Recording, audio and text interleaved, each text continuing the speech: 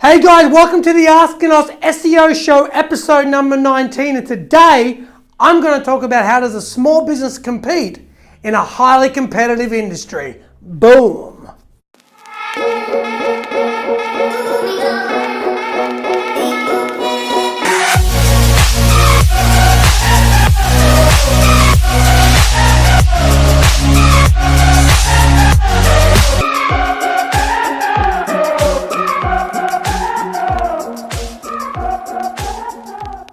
Alright guys, thank you for joining me today on episode number 19.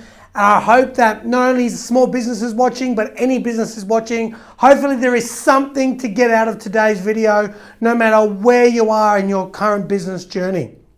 I hope you're doing well. So let's get started. So as I mentioned, I'll be specifically speaking and targeting a small business in terms of the content that I will be delivering.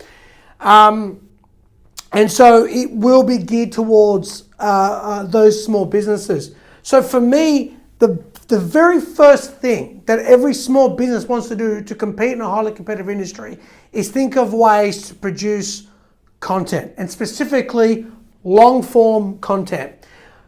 The reason why I want small businesses to think about long form content is, for example, if you're a cleaner and you're trying to target Cleaners Sydney, right? Like realistically in the short term, that's going to be quite a difficult keyword to rank for. So what you want to basically rank and try to do is rank for keywords that people are asking, conversational queries, which I've spoken about in previous episodes, but that are going to be able to demonstrate and clearly show that you are great at what you do, because this is the key. This is the key. This isn't going to make you number one. This is going to give you every opportunity to become number one if you deserve it. And how you and what do you mean by deserving it? Well, you're going to produce the best sort of content. You're going to show the best sort of work that's going to resonate with your target audience online. That's how you're going to show whether you're number one or not. This will just help you get there if you deserve to be there. And so, and I'm going to get into exactly specifically how do you find long form content ideas that you can integrate and implement today. Okay, so what you want to aim for, that every week you want to aim for at least one long form article written a week. That's what you want to do. You're in a highly competitive industry. You want to focus on one a week. Can you do more? Great. But try to work out that, you don't just want to produce quantity only, right? You want to produce a great qualitative article that actually is something a little bit different and unique in the marketplace. And with your sort of added touch and uniqueness, it sort of helps the audience realize, you know what, this is a company that I want to work for, or at least it's a company that I want to do business with, or whatever it may be. So how do you find great long form content? Well, here's pretty much where you have to listen to, and then you can stop the video if you want to. In Google, the people also ask section and the Google suggest is a gold mine. A gold mine of content ideas. So exactly how do you do that? And I'm going off camera because I got to make sure I show exactly what I want to talk about. So this up here is more important than even my head. So the key. So what basically you go to Google and you type in a keyword like plumbing tips how to. So you go to google.com.au. You go into the search bar. You type in, for example, if you're a plumber, right? Plumber tips space. In the inverted commas, you put how to. And I just actually did this before the video, and I found an article, what people are writing and suggesting is, how do I drain the pipes in my house? So is that going to be a piece of content? Google's actually said this is what people are searching for. This is what people have asked for, right? It's telling you this is what people are asking for. How do I drain the pipes in my house? So if you're a plumber, that makes sense to write an article about whether you can do that. And some of my clients' biggest objection to writing some of these content ideas have been, but we don't do that, or that's not the right way of doing it, or that doesn't apply to our business, or we don't do it that way, we do it a better way. Well, if you do it a better way, great. So write the article and explain how to do it better. How do you're the expert. This is what people are searching for. If you're the leader and the expert and someone's writing something that's wrong, you've got two choices. Correct them or let them keep going down the wrong path according to you, right? So you have to show and demonstrate your expertise through saying, you know what, you don't do it this way. This is how you drain a pipe in my house, right? Or in the customer's house. You write an article and you explain that. Now, if you've got 5 or 6, have a look when you say, okay, this I'm going to go with this article, right? Have a look at who's actually ranking and what sort of content's there. Think about what's not there and think about where you can add value to, what's already ranking on the first page. Think about what your business can provide to the first page of Google. And that will actually help you to rank after it's sort of, what initially happens if Google sees an article for the first time, sometimes they may bump it up a little bit to see how it performs. And then if it doesn't really perform well, they just scrap it, right? And obviously you have to spend additional time to do other ideas that I'm going to get into shortly. So, but this is the bulk of today's talk. So you want to tackle the idea of producing content based on what people are asking for. For a small business to take on the big keywords like Plumber Sydney in the short term, I don't think it's a good idea. I think this is an area where small businesses can start closing the gap and start getting more visibility, because there is so many things people are searching for that, of course, long tail, long form, conversational queries, that will actually help you as well for prepare for Google Voice and Google Home, but because they look for those sort of things. But helpful and how-to content is your gold mine. If that's what you can do once a week, that's something that I recommend highly. So another example was, getting off the trade. So trade, like if you're a tradesman or a painter or a builder, oh man, there is so much content for you to produce. There's never a lack of what you can do online. It's just direction, guidance, and support. So let's get away from, because I'm always using tradespeople, and even my wife said, what are you always using tradespeople? Oh, okay, I'm using tradespeople. I'll get off tradespeople. IT, okay, so let's go to people that are just in the IT, generic IT world, right? So I just put IT tips, space, in inverted commas, how to. And one of the things people ask for, which I think is a fantastic question, by the way, how do you keep data, like data stored on a hard drive, how do you keep data safe and secure? Now, sometimes even these long form article content idea I'm suggesting is actually competitive. But if you're in an IT world, that how do you keep data safe and secure isn't as competitive as IT Sydney. And even if you do get ranking for IT services, or what services are they looking for? And sure, down the line when you're bigger and bigger company, you can invest more resources, because I've got to think about these strategies in a limited budget. Okay, and that's the key here. So I'm thinking for a limited budget, you're better off targeting specific things people are looking for that match your business the best, of course, because there's endless things you can write about, but you want to make sure what people are asking for, and you want to make sure that it's closely aligned to what you do and what you can provide the best. Don't just add another article for the sake of it that is sort of nothing new. It's sort of nothing that isn't already on the first page. I'd rather you guys tackle something that is unique and something that you're going to find that, you know what, I can put my touch on this. So for ITs, how do you keep your data safe and secure? That's a fantastic, if you're doing, especially if you're in the cloud services industry, or you're storing, you come to your clients' premises and you help them back up things into the SaaS or where the NAS and all that sort of things. This is an opportunity for you to really show what do you actually do to keep data safe and secure, and provide some tips on how to do it for people that aren't going to be your customers or whatnot. You still want to get your word out there. So people also ask, Google Suggest tools are your gold mine, and you can even type, start typing in Google like how to clean my, and Google it will show you all these list of ideas. That's a little bit more difficult. I think the people also ask, you add your keywords and it gives you so many ideas. And if you if you click on the bottom listing, I sort of know how to do this when I'm in front of my computer, but it's like I have to do it like in my head. If you click on it, maybe they only give you like 4 suggestions. If you click on the bottom one or one of them and you just move the mouse around slowly, it just keeps appending more and more to the bottom, to the bottom, to the bottom. I got down to like 20, 30 suggestions at one time to see how far it goes down. So this is your gold mine, and this is where a small business should focus on. How does my business fit into providing content that isn't already present? That's the gold mine. So everything I talk about here is going to come back to that, because I better keep it rolling, right? Focus on one article a week. Vlogging is also important, which I've spoken about. So, if you've got, how do you keep data safe and secure? Have a video of actually you demonstrating that. So you have your written article, and then you've got a video that you can upload to YouTube that you can embed into the WordPress, especially very easy if it's WordPress, but embed it into your article. And YouTube even gives you sharing, embedding HTML code that you can easily, plop into your page.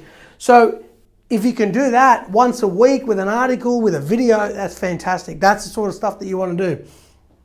And I've spoken about that a lot.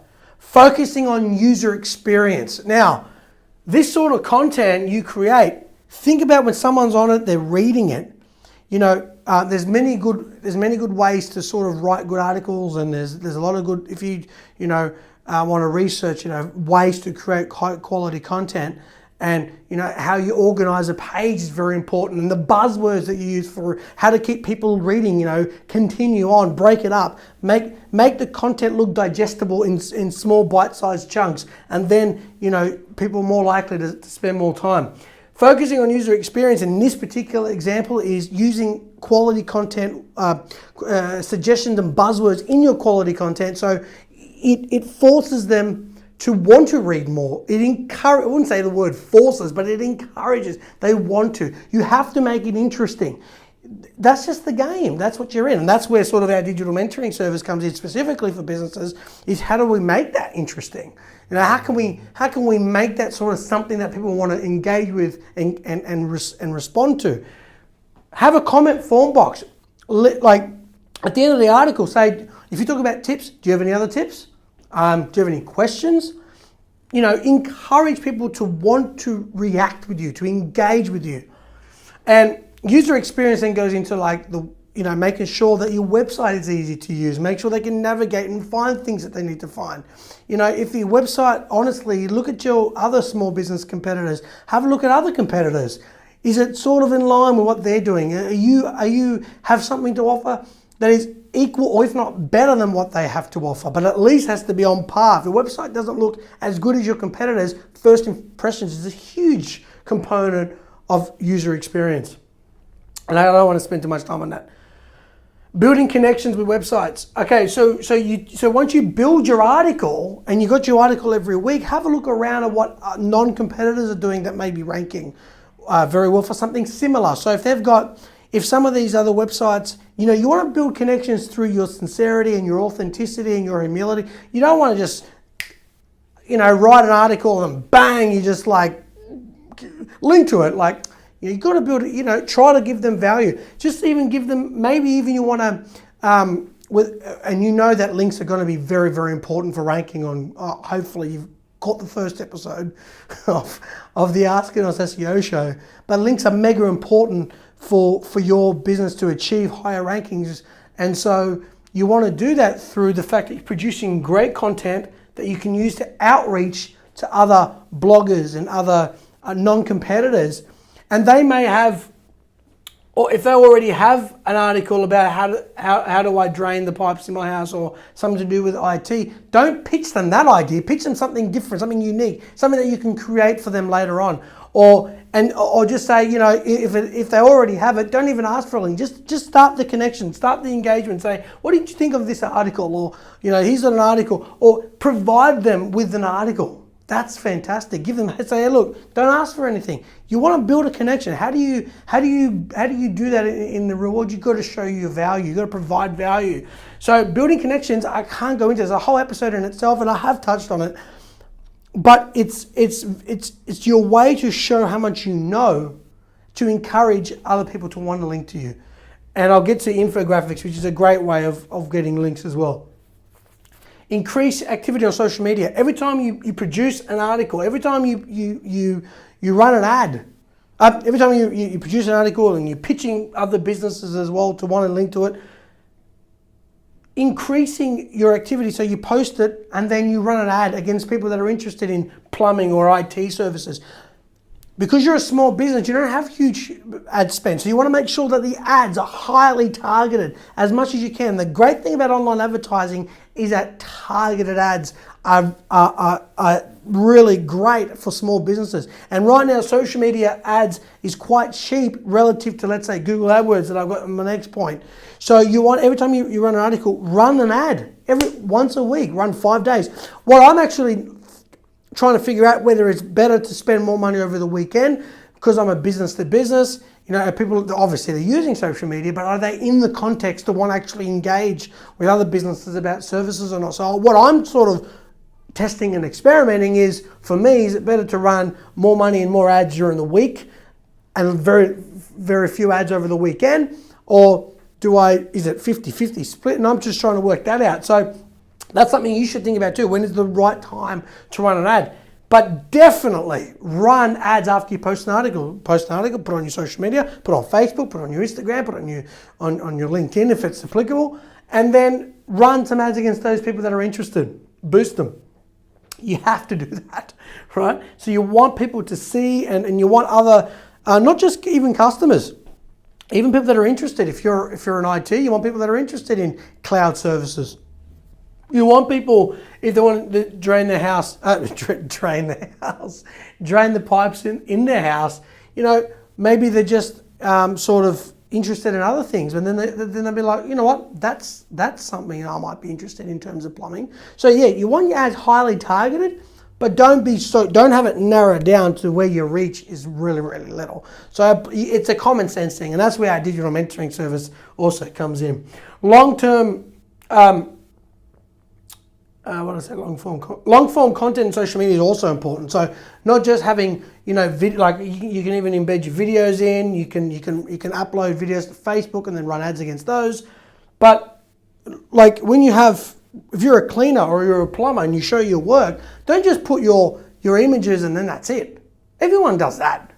If you put your images up, put your content up, and then write about it with unique content to just your social media channel and talk about it, discuss it.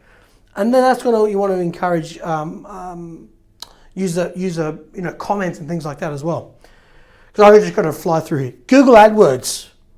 All right, so when you produced an article, the good thing about, I'm thinking about ad spend of, let's say, around $500 a month for AdWords. When you're producing and when you've done your article, if you run ads for your content that's long form, that's targeted to people that are interested in what you're writing about, the great thing is that you can if you run an ad for the long tail keyword, you find that you got less competitors, right? Less competitors. And so even if you get 20, 30 clicks to your page, they're targeted, they're long form, and you're building brand awareness, which is also important, very important for a small business.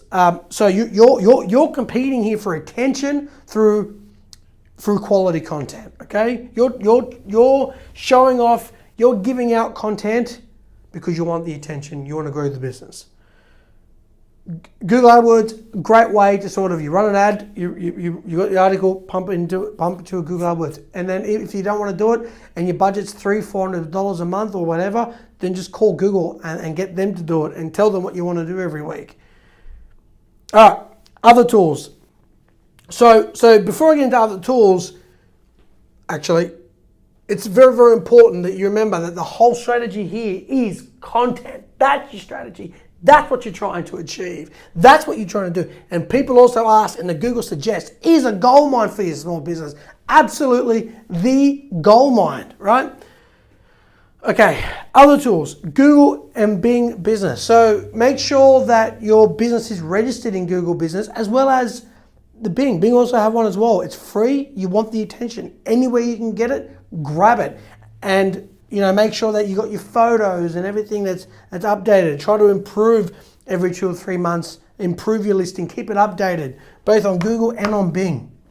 it's okay to add your business to business directories, and make sure that if you're in Sydney, try to make you're always in a Sydney. Your address always says Sydney, and it's up to date, and like directories like TripAdvisor, if it makes sense, True Local. There's so many of them now. My mind's having a mind blank.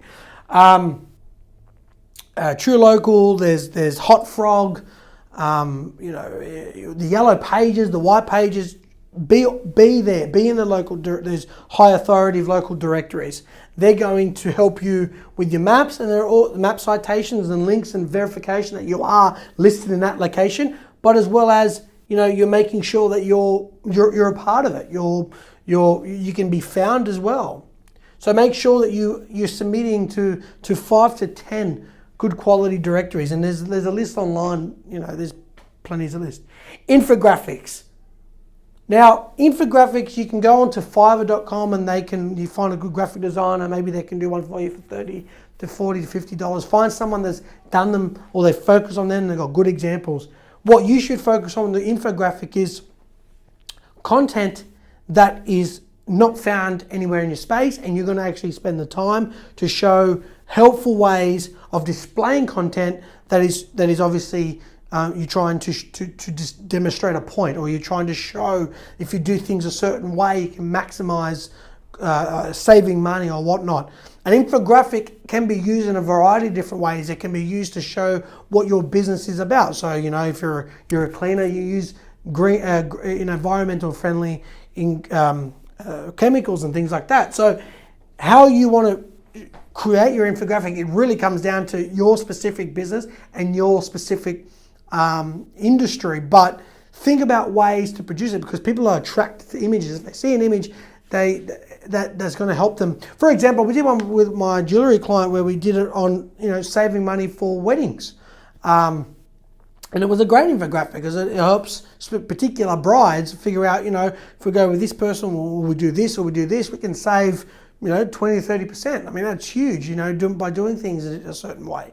So give away content, give it away in nice, easy to read formats. And if you've got a graphic designer, fantastic, they can do one up for you. They know your business, fantastic. But if not, have a look around. There's services like Fiverr. They're half. Like sometimes you can find someone that does a really, really good job, and build your team around, have your graphic designer, try to get someone that can help you with the web and the marketing. Try to surround yourself and get as much great advice as you possibly can in your online journey. Maximize who you know, like take advantage of the people around you and their skills, and look for your best bang for buck. But, focusing on this is going to be critically important. The long form, the helpful, the how-to content, how you find it, creating it. And remember, this strategy isn't going to guarantee you to get to number one, to grow your business. This strategy is going to give you the tools that if you deserve to grow your business, if you deserve to be number one, this, in my opinion, will definitely help you get there. Thanks a lot, guys. Have a great day.